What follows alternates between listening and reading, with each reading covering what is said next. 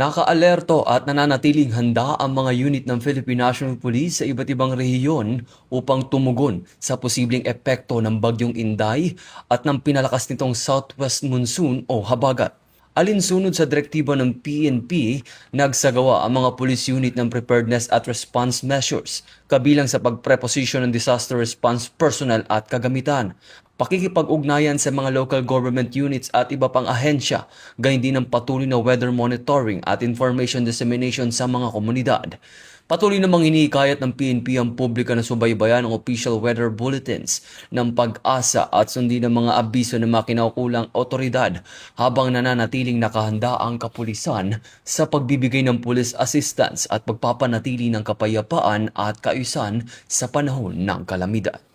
Mula dito sa National Headquarters ng Philippine National Police, ako ang inyong PNN correspondent, Patrolman Edwin Baris, alagad ng batas, tagataguyod ng Balitang Pulis.